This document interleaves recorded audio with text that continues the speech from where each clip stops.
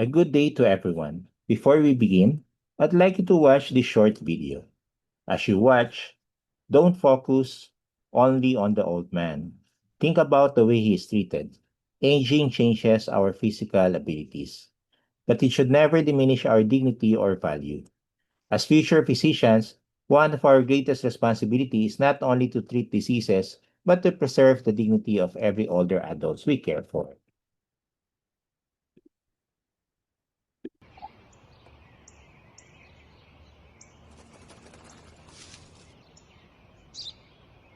Τι είναι αυτό?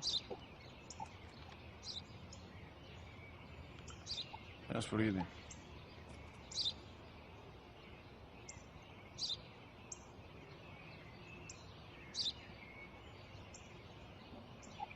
Τι είναι αυτό?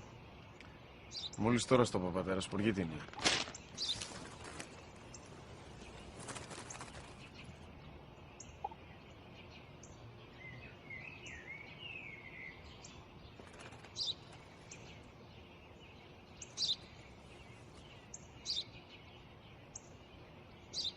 Τι είναι αυτό? Ένα σπουργίτη είναι, πατέρα. Ένα σπουργίτη. Σπου-γι-τι!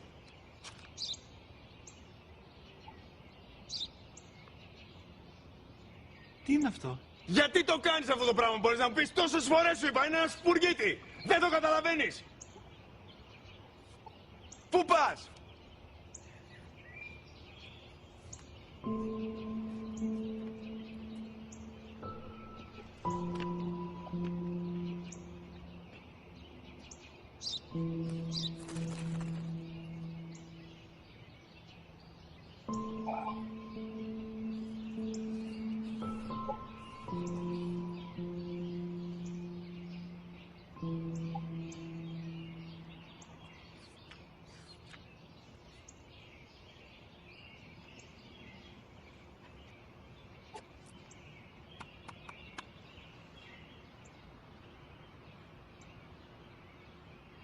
Δυνατά.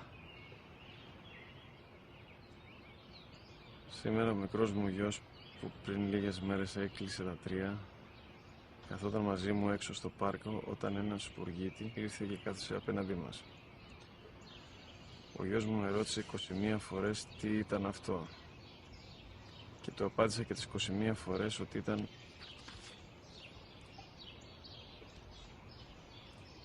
ένα σπουργίτη. Τον αγκάλιασα τρυφερά και τις 21 φορές που μου έκανε την ίδια ερώτηση, ξανά και ξανά, χωρίς να εκνευριστώ, νιώθοντας στοργή για το αθώο μου αγοράκι.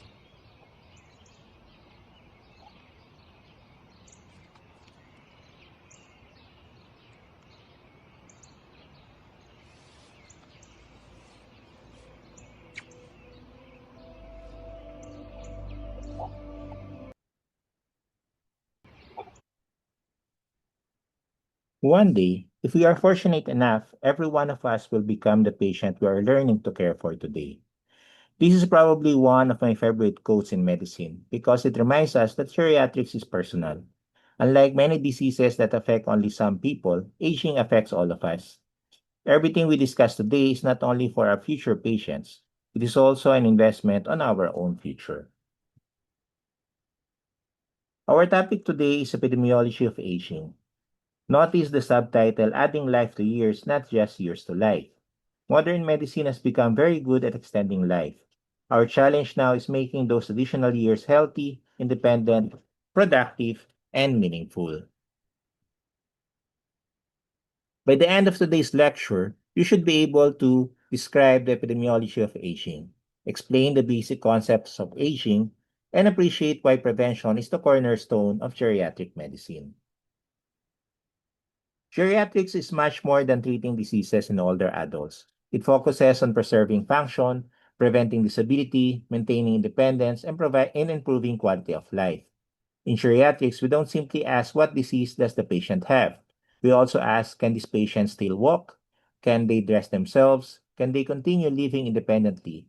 These questions often matter just as much as its diagnosis. Geriatric medicine is the specialty responsible for older persons. There are only very few of them in the Philippines, and you may want to become one of them. So, this is a very good specialty training. Satchel Paige once said, age is a question of mind over matter. If you don't mind, it doesn't matter. While we know aging has biological effects, the quote reminds us that chronological age alone doesn't define a person. Two 75-year-olds may have completely different levels of health and function. Jean Calment remains the longest documented human lifespan at 123 years. Cases like hers reminds us that exceptional longevity is possible, but they also raise an important scientific question. What allows some individuals to live far beyond the average? Genetics, lifestyle, environment, healthcare, and perhaps a little health.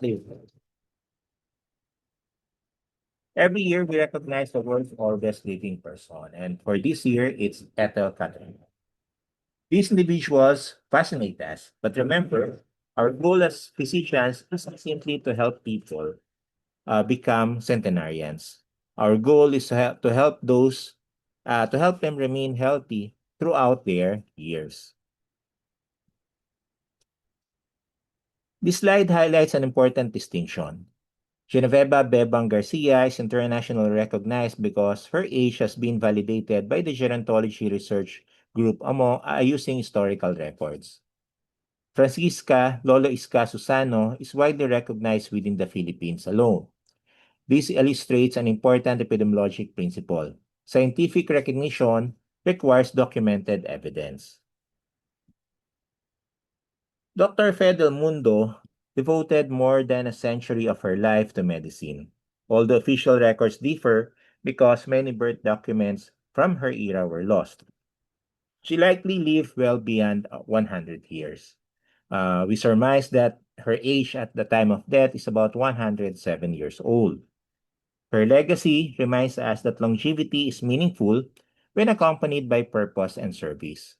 Up to the years before her death, Dr. Fidel Mundo is still very, very intelligent, and she can still recognize a lot of us who have been under her.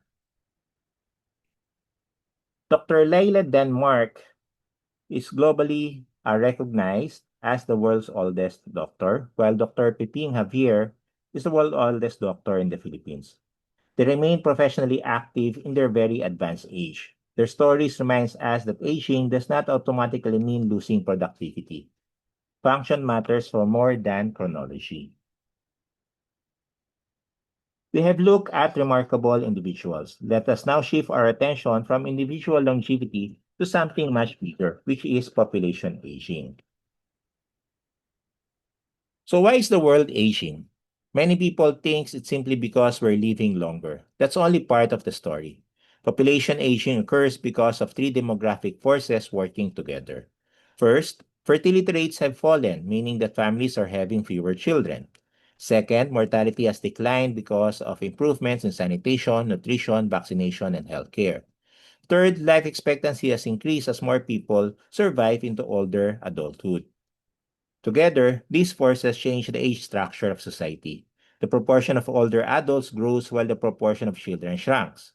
This is what we call population aging, and is one of the most important demographic transitions of the 21st century. This figure illustrates what population aging actually looks like. On the left is the classic population pyramid. Notice the broad base where there are many children because fertility is high, while relatively few people survive into old age. As fertility declines and life expectancy improves, the pyramid gradually becomes more rectangular. Eventually, in aging society, it begins to resemble a column or even an inverted pyramid, with proportionately fewer young people and many more older adults. This change affects every aspect of society. Healthcare demands shift from infectious diseases towards chronic diseases. Pension systems become strained. Families have fewer children available to care for their aging parents. Governments must invest more in long-term care, rehabilitation, and community support. In other words, the shape of the population pyramids tell us what kind of healthcare system we will need in the future. The United Nations estimates that by 2030, there will be approximately 1.4 billion older persons worldwide. By 2050, that number will double to more than 2.1 billion, while the number of people aged 80 years old and older will nearly triple. Perhaps the most remarkable milestone is that older persons now outnumbers children younger than 5 years. Another important message is that most of this growth will occur in developing countries. Population aging is no longer a problem for Europe or Japan alone, it is becoming a global phenomenon. The Philippines is still considered a relatively young nation, but the demographic transition is occurring much faster than many people realize. One of the greatest concerns is what demographers call the development paradox, or aging before becoming rich. Unlike many high-income countries that achieve economic prosperity before experiencing rapid population aging, the Philippines is growing old while still facing many of the challenges of a middle-income country. This means our healthcare system, pension system, and long-term care services must prepare for an aging population despite limited resources. Current projections indicate by 2030, the Philippines will officially become an aging society. When older persons comprise at least 14% of the population, this milestone will fundamentally change healthcare record.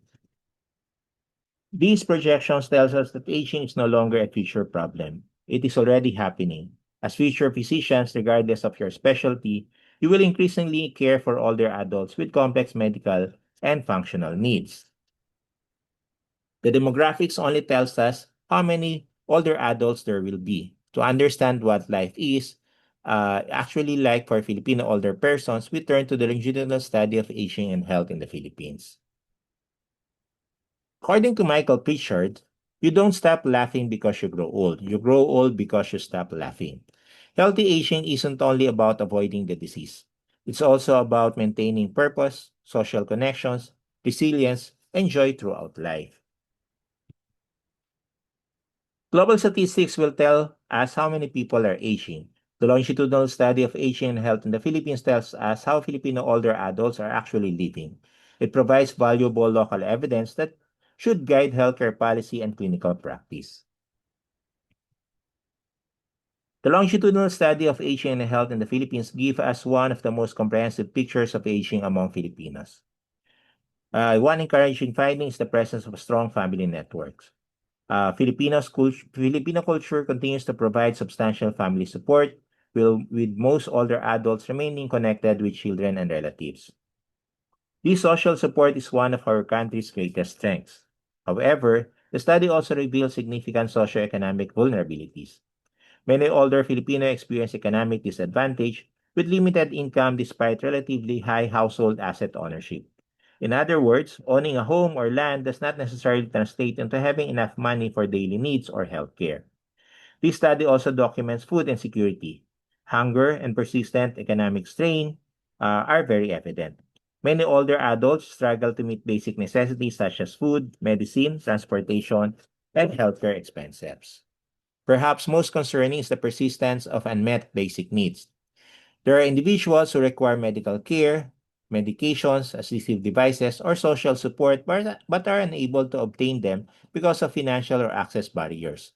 Taken together, these findings reminds us that healthy aging depends not only on medicine, but also on economic security, social protection, and strong community support system. This slide summarizes two major challenges identified in the study. On the left are the clinical and functional gaps.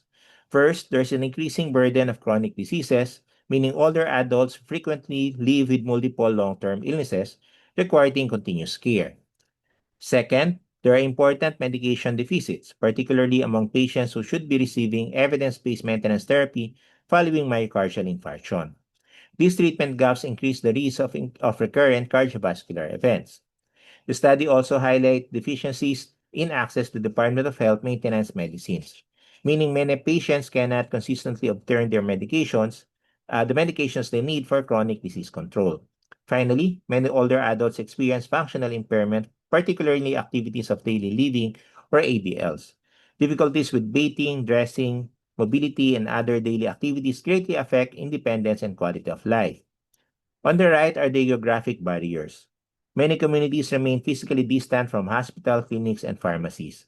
Access becomes even more difficult in geographically isolated areas, particularly in parts of the Visayas, Mindanao, and other rural regions, where underserved populations continue to face significant healthcare disparities. These findings reminds us that improving geriatric care requires more than building hospitals. We must also improve accessibility, continuity of care, and equitable distribution of healthcare resources. The challenge is not simply that Filipinos are aging. It is whether our health system will age with them. On the left, the study demonstrates important mortality disparities. Mortality was higher among females, widowed older adults, and showed rural geographic clustering, highlighting persistent inequities in health outcomes. The message in the center is particularly important. People do not die in isolation. Behind every death is a family, a caregiver, and a support system. End-of-life care is therefore not only about the patient, but also about those caring for them. On the right, we see the importance of caregivers. Approximately 68% of older adults had a caregiver, and among these, 88% were family members. This reflects the central role of Filipino families in providing long-term care. Finally, the study highlights significant gaps in terminal healthcare access. Only about 40% of adults who died were attended to by a physician at the time of death, while 73% died at home. These figures emphasize the need to strengthen community-based geriatric services, home care, and palliative care so that older Filipinos can receive appropriate support wherever they spend their final days. After understanding these realities, we can now shift our attention from the epidemiology of aging to the concepts that define aging itself. Mahatma Gandhi once said that the best way to find yourself is to lose yourself in the service of others. Caring for other others reminds us that medicine is not simply about curing diseases. It is about serving people with compassion throughout every stage of life. When we say someone is 70 years old, we're talking about chronological age. Okay. But biological age reflects how well the body is functioning, and subjective age reflects how old the person feels. These three ages are often very different, which is why we should treat the patient and not just the birth date. Aging is a lifelong process of biological change. Senescence refers to the physiological decline associated with aging, while longevity simply refers to the length of life or lifespan. Our goal in preventive geriatrics is not merely to increase longevity, but to maximize health span, or the years lived in good health. These age classifications are useful for research and clinical communication. But remember that aging is highly individualized. A healthy 80-year-old may be far more functional than a frail 65 years old. Always assess function rather than relying solely on chronological age. So 60 to 69 years old is termed as young old, 70 to 79 years old are middle old, 80 to 89 are old, and 90 and above are very old. Recently, there's a new class, which is 45 to 59 years old, classified as near old. Today, we have learned that population aging is transforming healthcare around the world and in the Philippines. We've also seen that healthy aging depends on much more than medicine. It requires prevention, supportive communities, and health systems that can meet the needs of older adults. In our next lecture, we'll focus on one of the most important threats to healthy aging, which is falls. Falls are not an inevitable part of aging, and preventing them is one of the most effective ways to preserve independence, function, and quality of life. Before I end this lecture, please don't forget to click subscribe, and click like on our videos. We also appreciate it if you can provide your comments. So thank you very much and a good day to everyone.